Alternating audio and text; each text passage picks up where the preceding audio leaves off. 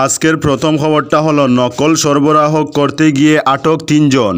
উচ্চ মাধ্যমিকের চূড়ান্ত বর্ষের পরীক্ষার প্রথম দিনেই ৩ নকল সরবরাহকারীকে আটক করল পুলিশ। বৃহস্পতিবার পরীক্ষার্থীকে নকল দিতে গিয়ে ধরা পড়েন বেসরকারি স্কুলের 2 শিক্ষক সহ এক যুবক। ঘটনাটি সামাগুড়ি পরীক্ষা কেন্দ্রে। আজকের পরবর্তী খবরটি হলো করিমগঞ্জ জেলার নাম পরিবর্তনের প্রতিবাদে নাগরিক অভিবর্তন। অন্যায় ও অযৌক্তিকভাবে জনসাধারণের মতামতকে তোয়াক্কা না করে স্বাধীনতা আন্দোলনের ঐতিহ্যমণ্ডিত ও মাতৃভাষা আন্দোলনের স্মৃতি বিজড়িত করিমগঞ্জ জেলার নাম পরিবর্তনের প্রতিবাদে নাগরিক অভিবর্তন অনুষ্ঠিত হয় বুধবার। স্থানীয় বিপিনচন্দ্র পাল স্মৃতিভবনে আয়োজিত নাগরিক সভা বিশিষ্টরা প্রাসঙ্গিক বক্তব্য সরকারি সিদ্ধান্তের করা সমালোচনা করেন। সাম্প্রদায়িক অভিসন্ধি নিয়ে জেলার নাম পরিবর্তন কোনোভাবেই গ্রহণযোগ্য নয় বলে সবাই মত ব্যক্ত করেন। বুধবার আয়োজিত নাগরিক অভিবর্তনে জেলার বিভিন্ন স্থান থেকে প্রায় ৩ শতাধিক মানুষ উপস্থিত হন। সভায় উপস্থিত প্রত্যেক বক্তা দ্বন্দ্বহীন ভাষায় অসম সরকারের উগ্র প্রাদেশিকতাবাদী ও সাম্প্রদায়িক মনোভাব নিয়ে করিমগঞ্জ জেলার নাম পরিবর্তনকে তীব্র ভাষায় সমালোচনা করেন।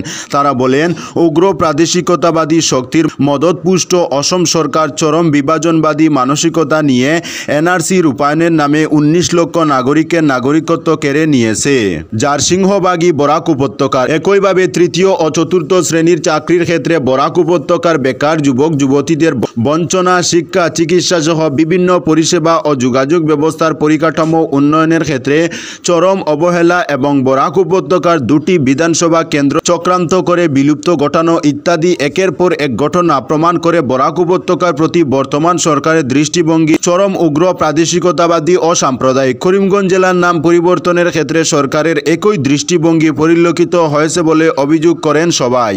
আজকের পরবর্তী খবরটি হলো স্থায়ী মোটর স্ট্যান্ড নির্মাণের দাবিতে জেলা প্রশাসনের দ্বারস্থ সুলাল। শ্রীভূমি করিমগঞ্জ জেলার পাতারকান্দি ও নীলামবাজার থানা অধীন বিভিন্ন ব্যস্ততম এলাকায় নিত্যদিন সৃষ্টি হওয়া তীব্র যানজট নিরসনে স্থায়ী মোটর স্ট্যান্ড নির্মাণের দাবিতে জেলা প্রশাসনকে স্মারকপত্র প্রদান করা হয়েছে। বুধবার ভারতীয় জনতা পার্টির সংখ্যালঘু মোর্চার প্রাক্তন উপসভাপতি সুলাল মোহাম্মদ খানের নেতৃত্বে এক প্রতিনিধি দল বুধবার পাতারকান্দি সার্কেল অফিসার বলিনবাবা বালারির কাছে এই স্মারকপত্র হস্তান্তর করেন।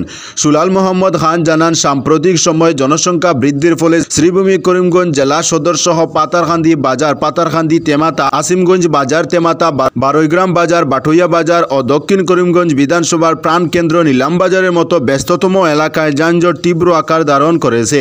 এর ফলে সাধারণ জনগণ সহ স্কুল কলেজের শিক্ষার্থীরা সহ সাধারণ পথচারী জনগণ চরম দুর্ভোগের শিকার হচ্ছেন এবং প্রতিনিয়ত ছোট বড় দুর্ঘটনার সম্মুখীন হচ্ছেন। যানজট নিরসনে দ্রুত প্রশাসনিক হস্তক্ষেপ চেয়ে স্মারকপত্রের অনুলিপি রাজ্যের মুখ্যমন্ত্রী সহ 2 মন্ত্রী কৃষ্ণেন্দু পাল ও কৌশিক রায়, স্থানীয় সার্কেল অফিসার, জেলা আয়ুক্ত ও জেলা পরিবহন অফিসার অর্থাৎ ডিটিও শ্রীভূমি করিমগঞ্জ জেলার সাংসদকে পাঠানো হয়েছে।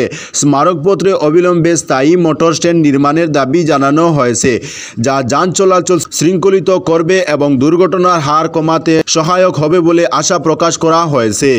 আজকের পরবর্তী খবরটি হলো চেংকুরি সড়ক বেহাল, গর্তে পড়ে পাল্টি ই রিক্সার, খুবই ফুঁসেছেন স্থানীয়রা। শহরতলি চেংকুরি রোডের বেহাল হয়ে পড়ায় জনদুর্ভোগ চরমে উঠেছে। সড়কের উপর গর্তের মিছিল, আবার কোথাও কোথাও পুকুরসম গর্ত। গর্তে বৃষ্টির জল জমে থাকায় পথচারীদের চলাফেরা করতে বিভিন্ন সমস্যার সম্মুখীন হতে হচ্ছে। শুধু তা নয়, সংঘটিত হচ্ছে ছোটখাটো দুর্ঘটনাও। বৃহস্পতিবার দুপুরে একটি ই রিক্সা গর্তে পড়ে সড়কের উপর পাল্টি খায়। যদিও এই ঘটনায় কেউ আহত হয়নি, তবে পরিস্থিতি যে রূপ নিয়েছে তাতে যে কোনো সময় বড় ধরনের দুর্ঘটনা ঘটতে পারে বলে আশঙ্কা প্রকাশ করেছেন স্থানীয়রা। সড়কের বেহাল দশা নিয়ে বেশ কয়েকবার প্রশাসন সহ বিভাগীয় কর্তৃপক্ষের দৃষ্টি আকর্ষণ করলেও সরকারি তরফে কোনো সাড়া পাননি বলে অভিযোগ স্থানীয়দের। সমস্যায় আক্রান্ত এলাকার ভুক্তভোগী জনগণ দ্রুত চেংকুরি সড়কের কাজ শুরু করার দাবি জানিয়ে স্থানীয় প্রতিনিধিদের দৃষ্টি আকর্ষণ করেছেন। আজকের পরবর্তী খবরটি হলো রাষ্ট্রপতি ভবনে বিয়ের অনুষ্ঠান ইতিহাসে প্রথমবার দিল্লির রাষ্ট্রপতি ভবনে বিয়ের অনুষ্ঠান অনুষ্ঠিত হল। বুধবার রাষ্ট্রপতি দ্রৌপদী মুর্মুর উদ্যোগে 4 হাত 1 হলো 2 সরকারি আধিকারিকের।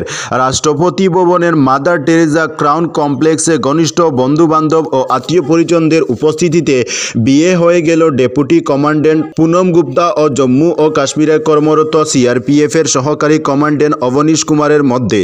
পুনম মধ্যপ্রদেশের সিআরপিএফ অফিসার। তিনি এই মুহূর্তে রাষ্ট্রপতি ভবনে ব্যক্তিগত নিরাপত্তা আধিকারিক পিএসও পদে কর্মরত।